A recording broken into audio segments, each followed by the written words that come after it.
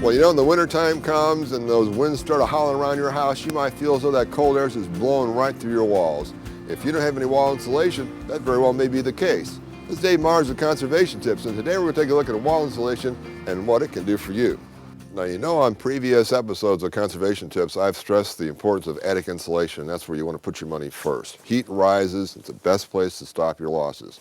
Now, if you suspect your walls may be a problem, though, first thing I do is investigate and find out whether or not your walls have any insulation or not.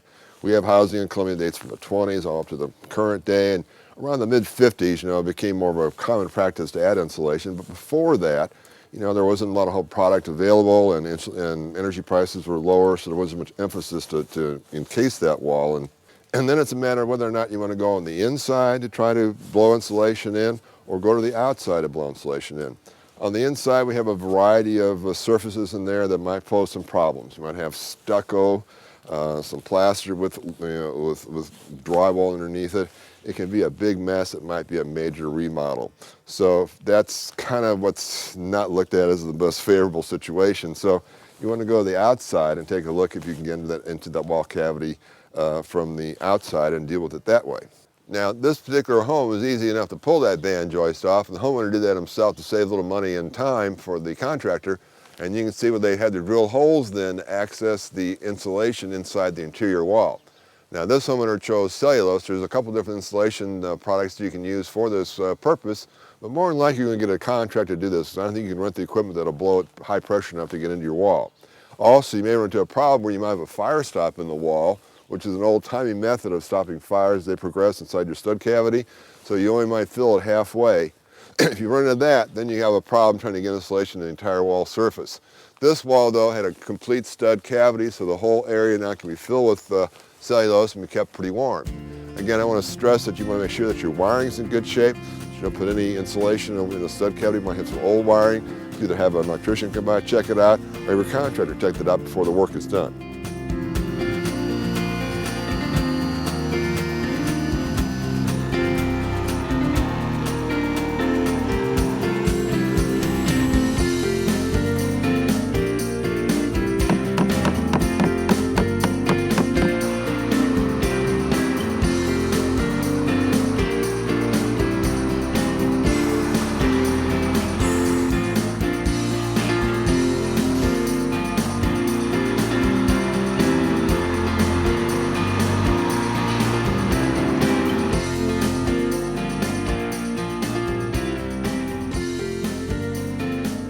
Once the contractors have finished their job, another way you can save a little extra money is come here and insulate this little extra board yourself.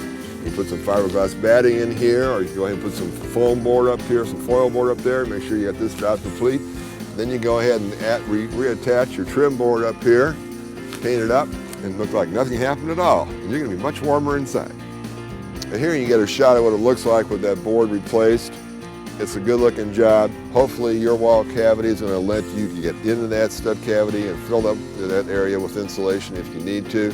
You know, check the age of the house. If a contractor come over and give you a bid, you know, it's much more expensive to do wall insulation because there's more material, more labor involved. So if you do some of the work yourself, you can lower that bill. But if you add wall insulation, not only is it going to be quieter in your home, but you're going to save 20 to 30% on your heating and cooling bills. And that's what we want you to do on Conservation Tips. We want you to save and our community can serve. It's Dave Mars at Conservation Tips. Get insulating, and I'll see you next time.